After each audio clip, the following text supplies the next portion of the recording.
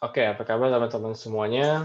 Bagaimana kabar kalian selama pandemi COVID-19 ini? Semoga kalian semua baik-baik aja teman-teman.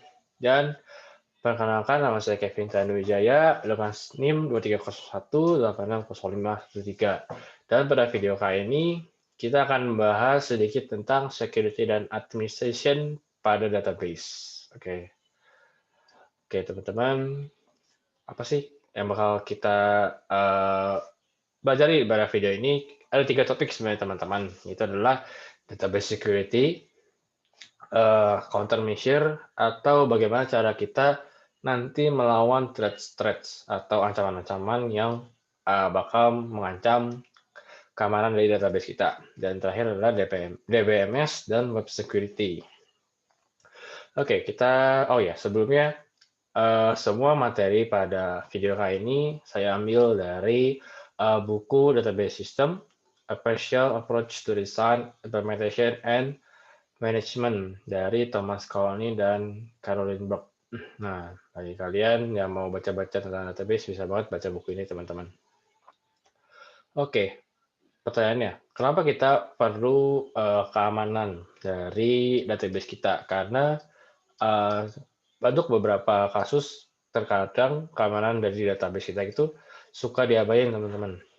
Nah, jawabannya adalah bahwa data pada database itu adalah dia sangat berharga dan strictly control and manage, dan dia harus di manage, teman-teman, atau diatur. Kenapa? Karena bisa dibayangkan kalau misalnya dalam perusahaan kita nggak punya security database-nya, maka data klien, data customer dari perusahaan tersebut bisa saja diambil oleh orang lain. Dan itu sangat tidak boleh, teman-teman, karena datanya kadang-kadang ada data-data yang privacy atau data-data private. Nah, itu kalau misalnya ternyata bocor atau diketahui orang lain, itu bisa digugat oleh orang atau klien tersebut. Nah, begitu teman-teman. Kenapa security itu sangat diperlukan dari database kita? Oke, kita banyak unauthorized user atau user yang tidak seharusnya mengakses data tersebut. Dan terakhir adalah banyak ancaman atau banyak threats. Oke, kita bahas tentang database security. Dan database security itu sebenarnya nggak hanya membahas keamanan data doang, teman-teman, tapi dia juga membahas tentang keamanan dari sistem tersebut. Bagaimana, siapa aja sih yang boleh mengakses data tersebut, fokusnya. Dan kita di database security itu mencakup apa sih? Mencakup ada hardware, ada software, ada people atau orang-orangnya, dan juga paling penting adalah datanya, teman-teman, biar nggak diambil ataupun korup, teman-teman. Oke, dan dari ancaman-ancaman yang mengancam database kita tuh sebenarnya bisa dikategorikan menjadi 5 kategori besar, yaitu adalah pencurian, breach atau bobol gitu ya, teman-teman, bahasa Indonesianya. Terus ada loss of confidentiality, privacy hilang, integrity, dan juga loss of availability atau ketersediaannya. Dan biasanya data tersebut harus ada 24 jam. Oke. Dan ini merupakan contoh dari sebagian kecil threats atau ancaman yang mungkin ada dalam database kita pada saat kita membuat sebuah database. Dan mungkin yang paling rawan itu adalah ini, teman-teman. Oke. Ini ada theft of data, terus data corruption, dan ya itu, teman-teman. Ini bisa sangat rawan, teman-teman. Dan ini dari setiap thread tersebut sudah ada kategorinya. Tuh, bisa dilihat. Dan selanjutnya ini bisa dibilang kategorinya dari sisi hardware-nya, user-nya, programmer-nya, gitu, teman-teman. Dan biasanya yang paling bisa kita lihat itu adalah banjir, flood. Karena kenapa? Biasanya sebuah server itu tidak mungkin ditaruh di basement. Biasanya di atas-atas, misalnya lantai paling atas, mungkin di lantai dari misalnya ada gedung dengan lantai 40, bisa di lantai 20, karena itu untuk antisipasi banjir, teman-teman. Itu yang biasanya mungkin kelihatan banget. Oke. Dan banyak lagi, ada yang type of equipment, electronic interface, dan lain sebagainya. Dan apa sih kegunaannya dengan kita mengetahui thread terlebih dahulu sebelum kita menggunakan database? Karena dengan kita mengetahui tersebut, kita bisa mengantisipasi apa aja sih yang dapat mengancam database kita.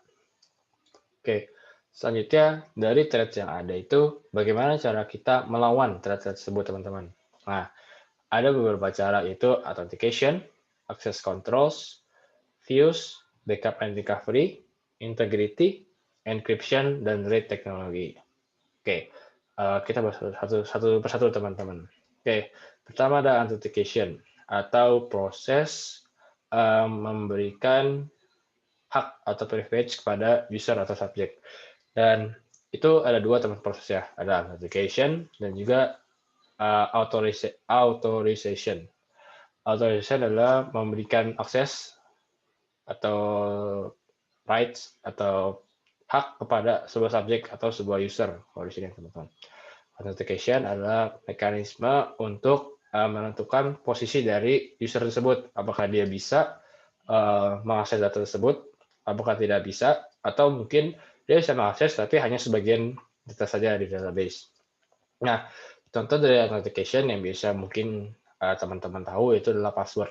Jadi bagaimana kalau misalnya kita mau masuk sosial media kita, pasti ada username dan juga ada password. Nah, password itu adalah authentication dari apakah benar sih dengan username ini, dengan password ini, dia itu orangnya ini loh, gitu. Nah, dan siapa sih yang berhak untuk mengatur authentication tersebut? Yaitu adalah database administrator. Oke, selanjutnya adalah access control atau yang bisa dalam bahasa Indonesia dibilang memberikan akses kepada database. Nah, sebenarnya ada 3 tipe, teman-teman. Ada discretionary access control (DAC), mandatory access control (MAC), dan multi-level relations and poly extension. Nah, kayak kita bahas satu-satu. Nah, untuk yang discretionary access control atau DAC, dia itu banyak diimplementasikan oleh DBMS program. Banyak teman-teman. Dan caranya itu dengan cara komennya grant dan revoke. Grant itu dia memberikan hak, memberikan privilege, dan revoke adalah untuk menghilangkan privilege atau hak tersebut. Tapi dari DAC ini ada kekurangan, teman-teman, karena dari DAC ini dia semua user atau semua yang diberikan akses itu memiliki level yang sama. Jadi misalnya kita ada staff dan juga ada satu lagi manager. Dia ini keduanya memiliki akses yang sama. Jadi bisa dibayangkan misalnya staff yang seharusnya tidak bisa mengakses data manager, tapi dia bisa mengakses teman-teman. Dan bagaimana kalau misalnya diakses, dia mengcopy datanya, terus dia simpan, nah itu sangat berbahaya. Maka dari itu, untuk menjawab DAC, terbentuklah MAC atau Mandatory Access Control. Kenapa? Karena di MAC ini dia ada tingkatan, teman-teman. Ada yang top secret, ada confidential, dan unclassified. Dan ini tingkatan-tingkatan tersebut ini adalah security class atau dari tingkatan dari si usernya, teman-teman. Nah, biasanya model yang paling terkenal dari yang macam tersebut adalah Bell LaPadula model. Jadi bagaimana caranya data itu diakses. Nah, caranya gimana sih, teman-teman, atau skemanya gimana sih? Jadi misalnya kita punya staff di bagian secret. Dan kita punya manajer, dia adalah top secret. Manager. Oke. Jadi bedanya tingkatan tersebut adalah tingkat yang lebih tinggi, dia bisa melihat data pada tingkatan lebih bawahnya. Berarti manajer ini bisa melihat data dari staff. Dan tetapi staff nggak bisa melihat data dari manajer. Nah, Selanjutnya, tadi ada melihat, pasti ada menulis dong atau menambah data. Nah, untuk menambah data, tingkat yang lebih bawah bisa menulis data di tingkat lebih tinggi. Jadi staff ini dia bisa menulis data di manager, tapi manager nggak bisa menulis di data staff. Gitu teman-teman. Itu adalah B82 model. Oke, itu adalah multi-level relation and poly instantiation. Jadi multi-level relation ini merupakan implementasi dari MAC, dari DBMS. Nah, caranya gimana? Yaitu adalah setiap tuple atau setiap baris ini dia itu ada atribut baru, yaitu security class, yang biasanya ini bisa jadi primary key. Dan untuk tabel ini bisa primary key-nya ada dua, jadi client number sama security class. Nah, gunanya itu untuk apa? Gunanya itu jadi misalnya seseorang yang dengan security class common, dia hanya bisa memasukkan data 3 orang seperti ini. Jadi dia hanya bisa menuliskan pada saat dia menambah data, dia hanya bisa menulis 3 atribut. Client number, her name, dan iname. Gitu. Tapi kalau misalnya dia lebih tinggi lagi, misalnya dia secret atau top secret, dia bisa mengisi semuanya dari atribut tersebut. Begitu. Oke, selanjutnya kita ke views. Ke views ini sebenarnya caranya adalah dengan menyembunyikan bagian dari database untuk beberapa user, dan biasanya, dan karena dia menyembunyikan biasanya lebih kuat dan lebih fleksibel daripada kita memberikan hak gitu teman-teman, karena bisa saja dalam pemberian hak itu kan mungkin kesalahan. Nah, makanya itu di view ini dibilang lebih kuat dan lebih fleksibel. Oke, kita backup dan recovery. Mungkin ini mungkin sudah biasa teman-teman dengar backup dan recovery. Backup adalah proses mengcopy data yang sudah ada, dan recovery adalah mengambil data yang sudah di-copy tersebut. Oke. Dan biasanya backup dan recovery ini bisa dianjurkan rutin teman-teman. Jadi kita punya backup dan copy-nya itu selalu tetap sedia. Jadi misalnya suatu saat ada saat tertentu terjadi failure atau terjadi corrupt data, maka kita bakal mencari data backup yang terdekat dari waktu tersebut.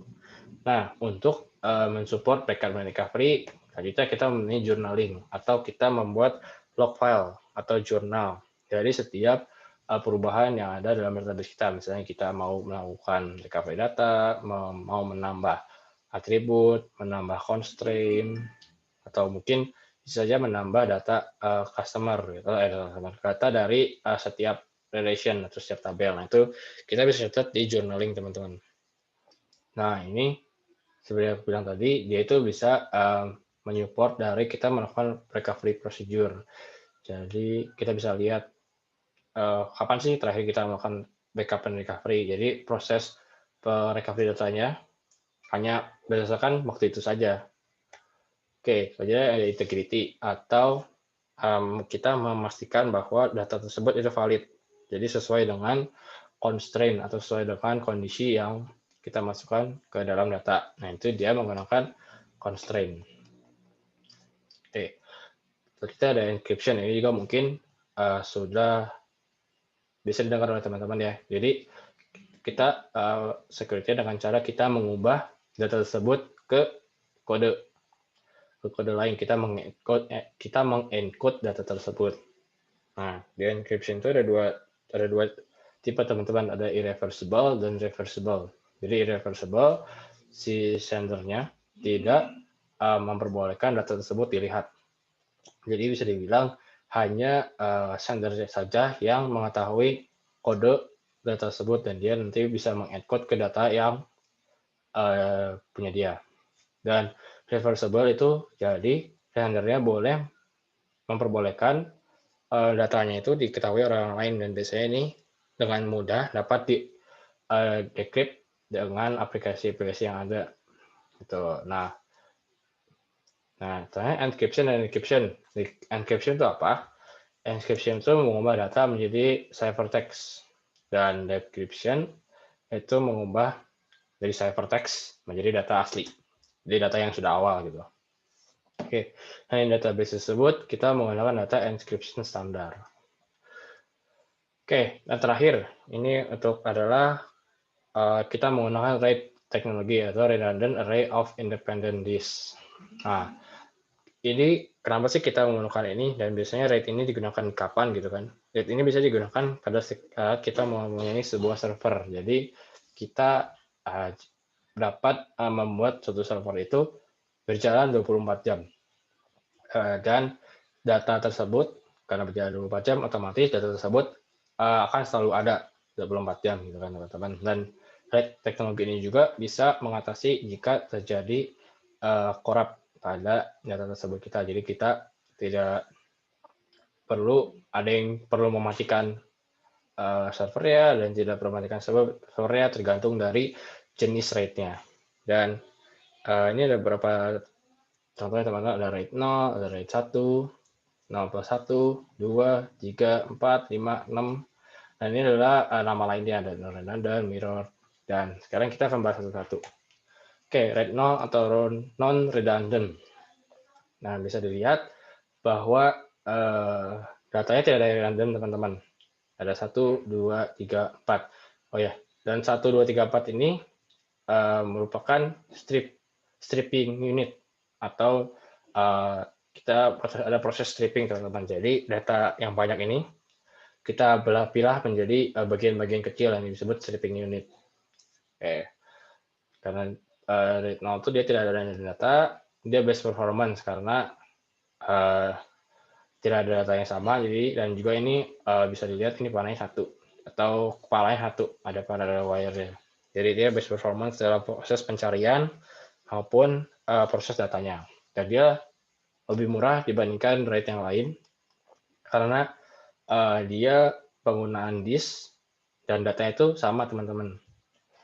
Nah, tetapi kekurangannya dia nggak ada backup data dan cannot operate during failure. Bisa dilihat kalau misalnya Anda kan di sini rusak, maka dia nggak, di satu ini nggak ada backup datanya. Gitu. Dan kalau misalnya di sini rusak, mau nggak mau kita harus proses kita mau ganti disknya, kita harus matiin dulu servernya. Gitu. Untuk menjawab kekurangan dari RAID 0, kita mempunyai RAID 1 atau bisa kita mirror. Kenapa mirror? Karena setiap desain ini kita ada backup ya. Dia ada redundant data, slower, dan dia lebih mahal. Lebih mahal karena bisa dibilang ini kapasitasnya setengah gitu. Ya, tapi dia kelebihannya dia ada backup data dan can operate during failure. Jadi bisa dibayangkan, misalnya di satu rusak, maka di dua ini merupakan backup dari satu. Tapi sebenarnya ini hanya berlaku untuk misalnya satu disk yang rusak. Tapi bagaimana kalau misalnya disk 2 yang rusak, otomatis dia tidak ada backup datanya teman-teman. Nah, ini sebenarnya walaupun dia ada backup data, tapi sebenarnya ada kondisi tertentu yang kelemahan dari RAID 1 ini. Gitu. Oke, selanjutnya untuk ada RAID 1+1, 0+1 atau 1+0, atau mungkin ada beberapa orang yang bilang RAID 10. Nah, itu non-redundant dan mirror. Jadi dia gabungan dari RAID 1 dan RAID 0. Nah, dia itu karena dia mahal, karena dia menggunakan 2 RAID, dari RAID 0 dan RAID 1. Tapi dia ada backup datanya, gitu. Dan can operate during failure. Oke, sekarang RAID 2 atau Memory Style Error Correcting Nodes. Nah, dia itu menggunakan error correcting SIM. Jadi, kalau misalnya kita terjadi failure, itu ada 2 prosedur, teman-teman. Ada prosedur parity SIM, ada error correcting SIM.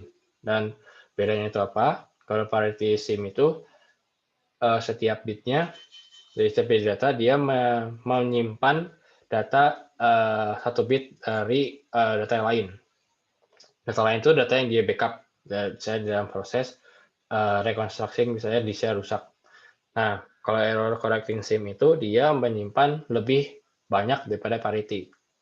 Jadi prosesnya sebenarnya sama. Gitu.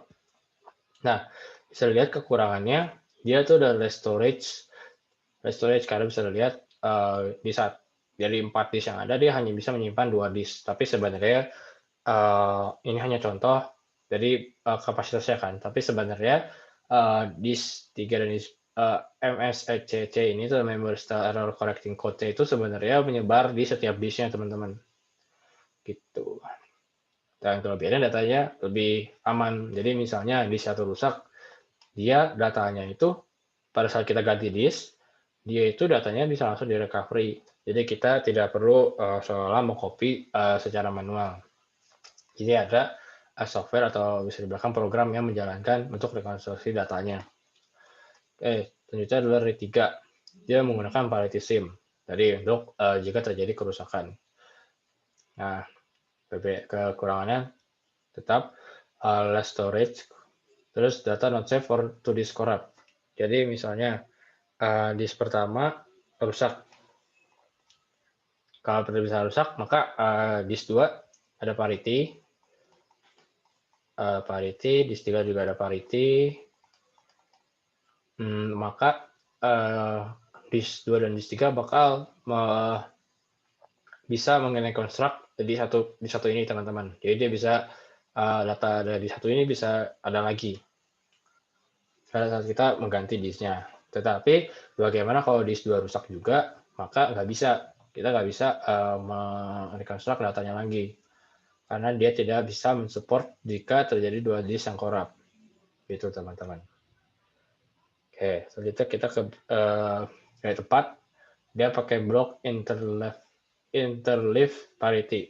Nah, bedanya dengan RAID 3 ini adalah dia parity-nya bentuknya blok teman-teman. Karena blok parity itu jadi setiap parity-nya dia menyimpan data dari satu blok disk. Jadi misalnya bisa dibilang ini blok disk di 1, blok IP disk 2, IP disk 3. Jadi dia jadi dia menyimpan informasi dari per disk teman-teman. Tapi berarti kalau misalnya disk 1 rusak, maka nanti dia akan merusak disk pertama. Dan bagaimana kalau disk 4 rusak teman-teman? Ya tidak bisa juga karena blok parity-nya dinyimpan di disk 4. Nah, terakhir RAID 5. Nah, ini sama sebenarnya sama RAID 4, cuman blok parity-nya itu dia didistributed to all disk. Karena kalau yang ini parity-nya hanya di satu disk saja. Nah, berarti kalau misalnya rusak, disk lain rusak, ya berarti tidak bisa rekonstruk. Tapi kalau misalnya ini dia blok parity-nya, dia tersebar di setiap disknya. Nah, ini berarti bentuknya silang. Jadi dia ada blok parity disk 2, parity disk 1, blok parity disk 4, blok parity disk 3. Gitu, teman-teman. Oke, saya ada RAID 6. Dan RAID 6 ini bedanya sama kayak RAID 5, tapi blok parity-nya itu dia redundant. Jadi, ya misalnya ini ada AP. Select ada teman. Ini ada AP, berarti AQ. Berarti ini blok parity 1, blok parity 2. Sama, teman-teman. Dia cuma duplikasi doang. Nah, ini kekurangannya berarti dia bisa lebih dari 1, lebih dari 2, itu teman-teman. Oke, selanjutnya bagaimana kalau misalnya kita mau menggunakan database tetapi tidak menggunakan local database. Jadi kita bisa diibaratkan jauh teman-teman jaraknya, misalnya dari kota A ke kota B. Kalau nggak mau, kita harus menggunakan web atau menggunakan internet. Tapi permasalahannya adalah internet itu sebenarnya tidak aman karena data tersebut bisa dilihat oleh orang lain teman-teman. Maka dari itu kita memerlukan web security. Nah, web security itu mencakup apa aja. Jadi tidak boleh semua orang yang baca, tapi hanya sender dan receiver saja yang bisa melihat. Jadi itu privacy. Terus integrity berarti datanya tidak bisa dirubah selama transmission, selama dia pengiriman data. Terus receiver-nya, si penerimanya yakin bahwa itu tuh datang dari sender. Oke. Dan selanjutnya sebaliknya lagi, sender yakin bahwa si receiver-nya itu benar-benar ada gitu. Dia adalah fabrication. Terus terakhir adalah sender pengirimnya tidak bisa mendeny, tidak bisa menolak gitu. Pas saat proses pengiriman. Terus web security. Oke, nah apa sih yang bisa kita gunakan untuk keamanan dari database kita?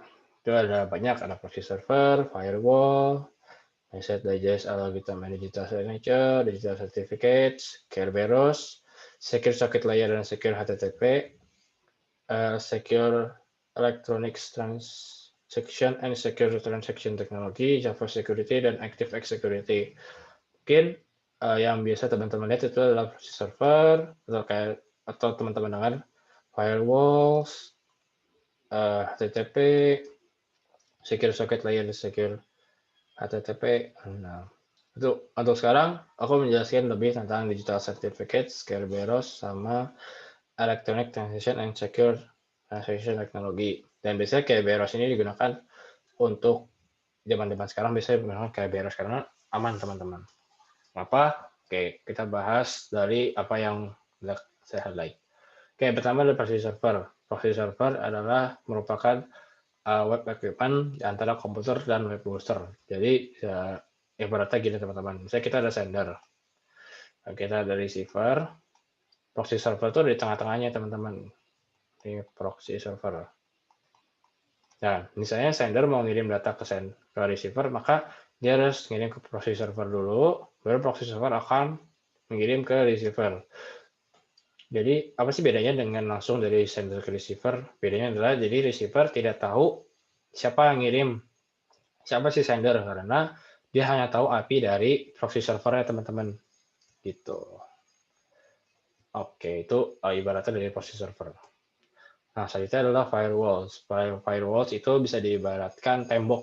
Jadi dia dapat, nah tembok ini bisa memilah atau memfilter dari user-user atau private network yang bakal mengakses data.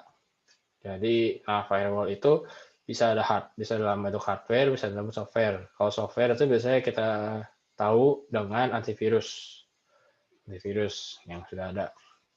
Dan hardware itu, ya ini teman-teman, Cisco. Jadi misalnya ada komputer, digabungkan ke router, dan router ini digabung ke firewall. Nah, baru ini ke internetnya. Itu internet. Nah, firewall ini dia memilah, teman-teman. Gitu. Selanjutnya adalah firewall process. Firewall process itu ada packet filter, application gateway, secret level gateway, dan proxy server. Itu adalah proses dari firewall. Oke. Itu ada digital certificates. Digital certificates itu biasanya pada saat kita mau mengirim electronic message. Jadi kita bisa ngecek user itu siapa sih yang ngirim gitu kan. Nah, biasanya ada klasifikasi dari digital certificates, yaitu ada kelas 1, kelas 2, kelas 3, kelas 4, kelas 5. Kelas 1 biasanya untuk individuals, kelas 2 untuk organization, kelas 3 untuk server, software signing, kelas 4 untuk online business transaction, kelas 5 untuk private organization and governance security. Oke, selanjutnya adalah Kerberos. Nah, ini yang mungkin menarik teman-teman, karena dia adalah gabungan dari security dan authentication. Caranya gimana? Dia dengan menggunakan access server dan ticket granting service. Oke, kita bakal simulasi teman-teman. Jadi gimana cara misalnya ada klien, dia mau mengakses file server. Dia kalau misalnya langsung mengakses ke sini, dia pasti ditolak.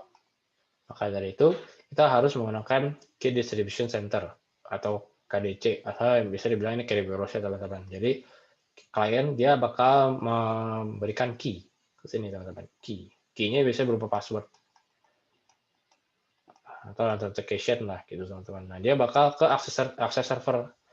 Dan akses server ini dia bakal ngecek apakah sih passwordnya sesuai nggak sih, atau password atau klien ini benar nggak sih bisa mengakses file server. Jadi bilang begitu.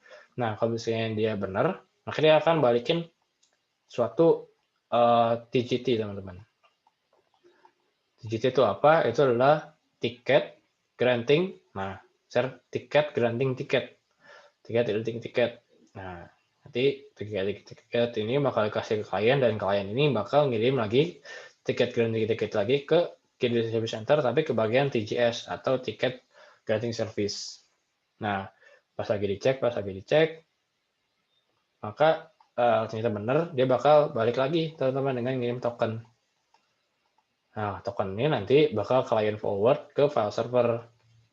Setelah dia kirim token, maka nanti di TJS ini dalam file server ini bakal ada koneksi gitu teman-teman. Jadi dia bilang bahwa si klien itu bisa akses file servernya, maka nanti kliennya bisa mengakses file server ini dalam waktu tertentu.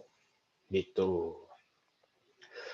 Oke, itu kegunaan Kerberos. Bisa Kerberos ini sudah banyak dipakai teman-teman, karena dia ada security dan authentication. Nah, ini mungkin yang teman-teman bisa suka pakai tapi nggak tahu gitu kan. Itulah secure socket layer dan secure HTTP. Biasanya ditandai dengan HTTPS. Jadi sebuah web yang bisa HTTPS, dia itu punya secure socket layer. Gitu. Dan SSL ini dibuat oleh Netscape dan sudah bisa digunakan oleh Firefox dan Internet Explorer. Gitu. Jadi semua web yang HTTPS dia pasti mengimplementasikan dari secure socket layer. Gitu. Oke. Ini yang terakhir adalah Secure Electronic Transaction and Secure Transaction Technologies. Nah, biasanya ini tuh digunakan untuk credit card transaction. Jadi pada saat kita melakukan transaksi credit card di suatu pembelanjaan, di suatu tempat, toko, itu biasanya pakai Secure Electronic Transaction. Nah, ini dibuat oleh Netscape, Microsoft Visa, Mastercard, GTE, SIAC, Teresa System, and VeriSign. Nah, ini merupakan skema dari Secure Electronic Transaction, teman-teman. Gitu. Oke, sekian untuk video kali ini. Mohon maaf jika mungkin selama saya melakukan pembelajaran kali ini, mungkin ada perkataan ataupun tindakan yang tidak berkenan dari kalian. Mohon maaf, dan semoga materi yang sudah saya sampaikan dapat berguna bagi kalian semua. Oke, terima kasih teman-teman. Sehat selalu ya teman-teman. Bye-bye.